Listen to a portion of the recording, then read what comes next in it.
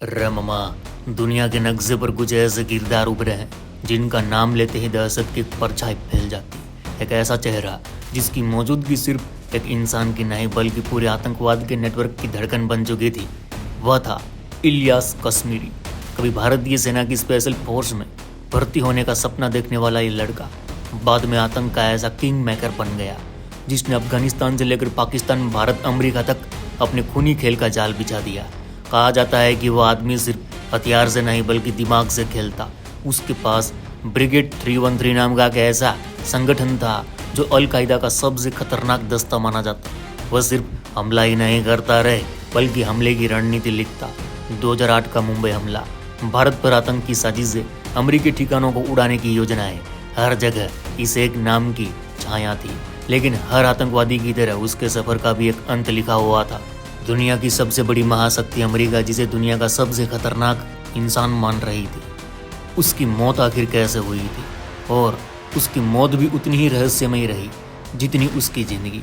कभी किसी ने कहा वह मर चुका है, तो कभी पाकिस्तान और तालिबान से आवाज आई वह जिंदा है। यह कहानी सिर्फ एक आतंकी की नहीं है, यह कहानी है एक इंसान के शैतान बनने की। यह कहानी है जंग और जुनून की, और यह कहानी है उस मौत की जिसने भी दुनिया को यकीन से पहले शक दिया।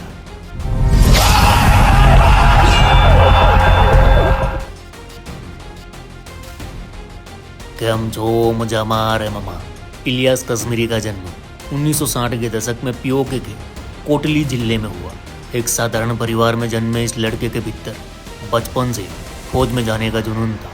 वो भारतीय सेना में भर्ती होने का ख्वाब देखता, लेकिन जिंदगी ने करवट ली और यही इंसान आगे चलकर भारतीय सेना के खिलाफ लड़ने लगा। कहा जाता है 1980 के दशक में जब अफगानिस्तान में सोवियत संघ के खिलाफ जिहाद चल रहा था, तब कश्मीर घाटी से कुछ युवा हथियार उठा चुके थे। उस दौर में अमेरिका, पाकिस्तान और सऊदी अरब सब मिलकर मुजाहिदीन को ताकत दे रहे थे। इलियास कश्मीरी उन्हीं मुजाहिदीन में शामिल हुआ और धीरे धीरे उसने अपनी गुरिल्ला युद्ध कला और घुसपैठ की कला में पहचान बना ली। उसकी ख्याति इतनी थी कि कहा जाता है पाकिस्तान की खुफिया एजेंसी ISI ने भी उसका इस्तेमाल करना शुरू कर दिया। इलियास भारत के खिलाफ कश्मीर में आतंकी नेटवर्क तैयार करने लगा।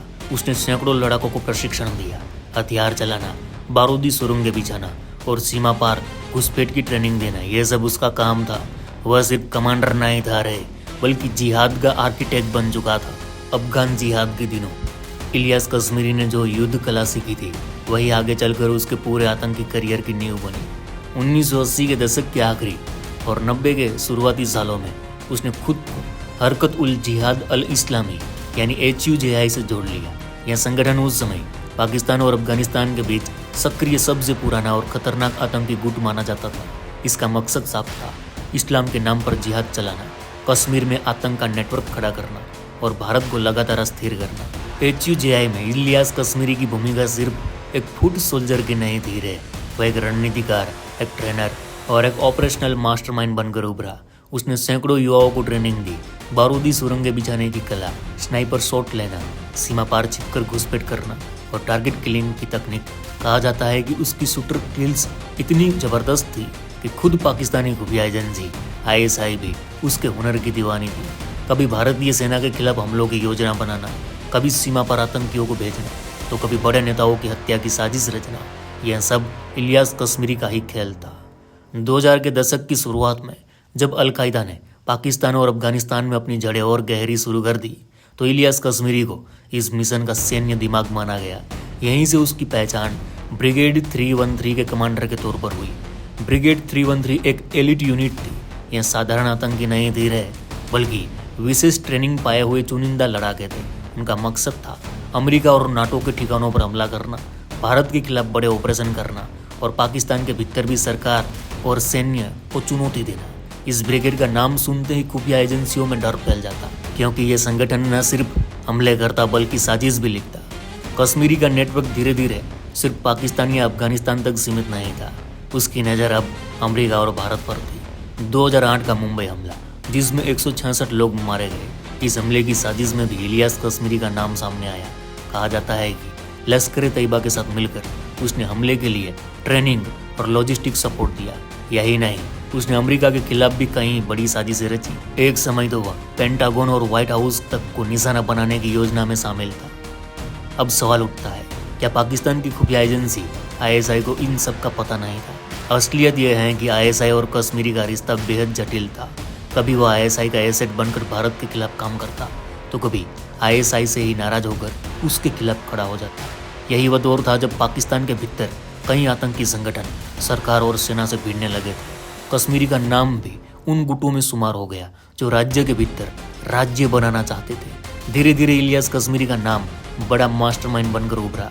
वह सिर्फ बंदूक चलाने वाला आतंकी नहीं था, बल्कि पूरी रणनीति लिखने वाला था। वो इस किस्म का कमांडर था जिसे अपने लड़ाकों पर आंख बूंद कर भरोसा था और जिसकी खतरनाक सोच ने अमेरिका, भारत और पाकिस्तान तीनों को एक साथ सिर दर्द दे दिया था। 1990 के दशक के आखिर में कश्मीरी ने एक ऐसा कदम उठाया जिसने उसकी क्रूर छवि को दुनिया के सामने लाकर खड़ा कर दिया। उसने भारतीय सेना के जवान भाऊ साहेब मारुति तालेकर का सिर कलम कर दिया। यह सिर्फ एक हत्या नहीं थी, बल्कि भारत को एक खुला संदेश था कि कश्मीरी और उसका संगठन जिहाद के नाम पर किसी भी हद तक जा सकता है। इस घटना ने उसे पाकिस्तान और अफगानिस्तान के कट्टरपंथी गुटों के बीच हीरो बना दिया, लेकिन भारत के लिए वह अब सबसे खतरनाक दुश्मन बन चुका था। मुंबई हमले के बाद अमेरिका के शिकागो से एक और धागा निकला। David Coleman Headley. हेडली अमेरिकी नागरिक था, लेकिन पाकिस्तान के आतंकी नेटवर्क के लिए जासूसी करता। 2009 में जब हेडली गिरफ्तार हुआ तो उसने पूछताछ में कबूला कि उसका सीधा संपर्क इलियास कश्मीरी से था। वह मिलकर डेनमार्क के अखबार चाइल्ड्स पोस्टेन पर हमला करने की साजिश रच रहे थे। ये वही अखबार था जिसने पैगंबर मोहम्मद के कार्टून छापे थे और पूरी दुनिया में विवाद खड़ा हुआ था। हेडली के मुताबिक कश्मीरी ने उसे टारगेट की जानकारी इकट्ठा करने और हमले की योजना बनाने का काम सौंपा था। यह खुलासा इतना बड़ा था कि अमेरिकी अदालत ने इलियास कश्मीरी को आधिकारिक तौर पर अभियुक्त बना दिया। 2009-10 तक इलियास कश्मीरी का नाम दुनिया के सबसे डेंजरस टेररिस्ट की सूची में दर्ज हो चुका था। अमेरिकी न्याय विभाग ने उसे वांछित घोषित कर दिया। संयुक्त राष्ट्र सुरक्षा परिषद ने उसे और उसके संगठन HUJI को ब्लैक लिस्टेड कर दिया। अमेरिका ने उसकी संपत्ति जब्त करने और यात्रा पर बैन लगाने का आदेश जारी किया। उसकी दहशत का आलम यह था कि अमेरिकी मीडिया CNN और NBC न्यूज उसे अर्थ मोस्ट डेंजरस मैन यानी धरती का सबसे खतरनाक आदमी कहने लगी।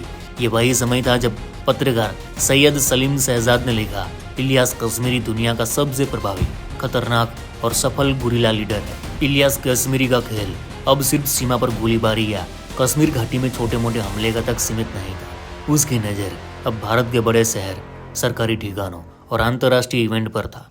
भारत सरकार ने 2011 में उसे देश के टॉप 5 वांटेड आतंकियों में शामिल किया, लेकिन मुश्किल ये थी कि पाकिस्तान की जटिल राजनीति और आतंकी संगठनों की सुरक्षा छतरी ने उसे पकड़ना लगभग असंभव बना दिया। इलियास कश्मीरी कभी ISI का एजेंट बनकर भारत के खिलाफ लड़ता, तो कभी उसी पाकिस्तान के खिलाफ हथियार उठा लेता। असल में उसका असली झुकाव अल कायदा की तरफ था। ओसामा बिन लादेन के बाद अल कायदा का अगला बड़ा चेहरा कौन होगा, इस सवाल पर कई बार अमेरिकी खुफिया रिपोर्ट्स ने इलियास कश्मीरी का नाम आगे रखा। उसकी ब्रिगेड 313 को अल कायदा का सबसे खतरनाक दस्ता माना जाता था। रे चच्ची जान, इलियास कश्मीरी का सफर हमेशा खून और साजिशों से जुड़ा रहा, लेकिन जैसे जैसे उसकी ताकत बढ़ती गई वैसे वैसे उस पर अमेरिका की नज़र और पैनी होती चली गई। ओसामा बिन लादेन के सबसे खतरनाक सिपह सालारों में गिना जाने वाला यह आतंकी अब CIA की हिट लिस्ट पर नंबर 1 पर था। 7 सितंबर 2009 की सुबह थी। पाकिस्तान के उत्तरी वजीरिस्तान के माची खेल इलाके में एक घर पर अमेरिकी ड्रोन ने मिसाइल बरसी। खबर आई कि इस हमले में इलियास कश्मीरी मारा गया। उसके साथ हनीफुल्ला, जनी खेल और कलीमुल्ला नाम के 2 आतंकी ढेर हो गए। पाकिस्तानी मीडिया ने इसे बड़ी जीत बताया। कुछ अखबारों ने तो यहाँ तक लिखा कि भारत का दुश्मन नंबर 1 अब खत्म हो चुका है, लेकिन हकीकत अलग थी। कुछ हफ्ते बाद एशिया टाइम्स ऑनलाइन के पत्रकार सैयद सलीम शहजाद को एक इंटरव्यू मिला। सामने वही चेहरा था, इलियास कश्मीरी, जिंदा और मुस्कुराता हुआ। उसने मजाक उड़ाते हुए कहा, ड्रोन मेरी कब्र खोदते हैं, लेकिन मैं हर बार उसमें से बाहर निकल आता हूँ। इस घटना के बाद उसकी छवि और रहस्यमय हो गई। दुनिया भर में वह भूत कमांडर के नाम से मशहूर होने लगा, एक ऐसा आतंकी जिसे मरने के बाद भी जिंदा देख लिया जाता है। 2010-11 तक अमेरिकी एजेंसियों का विश्वास था कि इलियास कश्मीरी सिर्फ अल कायदा का ही नहीं, बल्कि भविष्य में उसका अगला सुप्रीम कमांडर बन सकता है। मई 2011 एबटाबाद ऑपरेशन में ओसामा बिन लादेन मारा गया। दुनिया भर में यह सबसे बड़ी खबर बनी। लेकिन ओसामा की मौत के साथ ही एक और डर उभरने लगा कि उसकी जगह लेने के लिए सबसे खतरनाक उम्मीदवार कोई और नहीं बल्कि इलियास कश्मीरी है। CIA को भरोसा था कि अब कश्मीरी बदले की जंग छेड़ेगा। कहा जाता है कि बिन लादेन ने मरने से पहले उसे खास मिशन सौंपा था। बराक ओबामा को निशाना बनाने की योजना तैयार करो। यह दस्तावेज खुद ओसामा के ठिकाने से बरामद हुए कागजात में मिले। 3 जून 2011 पाकिस्तान का वजीरास्तान का इलाका, अंधेरा, चुप्पी और पहाड़ियों की खामोशी। कश्मीरी अपने साथियों के साथ एक ठिकाने पर मौजूद था। वह बैठकर अगले निशाने की रूपरेखा तैयार कर रहा था। तभी ऊपर आसमान में बिना आवाज वाली मौत मंडराई। अमरीकी ड्रोन्स पल भर में मिसाइलें बरसी और पूरा ठिकाना राख में बदल गया। रिपोर्ट्स के मुताबिक कश्मीरी समेत 9 आतंकी मारे गए, 3 बुरी तरह घायल हुए। तालिबान कमांडर मुल्ला नजीर के प्रवक्ता लाला वजीर ने इसकी पुष्टि की। HUJI के सीनियर कमांडर कारी मोहम्मद इदरीद ने इसका ऐलान किया कि इलियास कश्मीरी अब नहीं रहा। इलियास कश्मीरी की मौत ने एक युग का अंत किया, लेकिन उसकी कहानी उतनी रहस्यमयी रही कि लोग आज भी सवाल पूछते हैं, क्या वह सचमुच 2011 में मारा गया या फिर CIA और अल-कायदा के खेल में उसके मौत को पर्दे के पीछे रखा गया? क्योंकि आतंकवाद की दुनिया में मौत हमेशा अंत नहीं होती। कभी कभी वह एक नए नाम और नए चेहरे के साथ लौट आती है। इलियास कश्मीरी की जिंदगी हमें सिखाती है कि दुनिया का सबसे खतरनाक आदमी भी अमर नहीं होता। ड्रोन की एक मिसाइल ने उसके साम्राज्य को राख में बदल दिया, लेकिन उसके छोड़े हुए रास्ते आज भी कई नए आतंकियों को प्रेरित करते हैं। यही वजह है कि उसका नाम इतिहास में सिर्फ एक आतंकी के तौर पर नहीं, बल्कि आतंकवाद की दुनिया का रहस्यमय शिकारी, दुनिया का सबसे खतरनाक आदमी और क्रूर वैसी दरिंदे के रूप में लिया जाता है। तो ये थी कहानी। चलो इस गुज्जू भाई का राम राम, मिलते हैं फिर।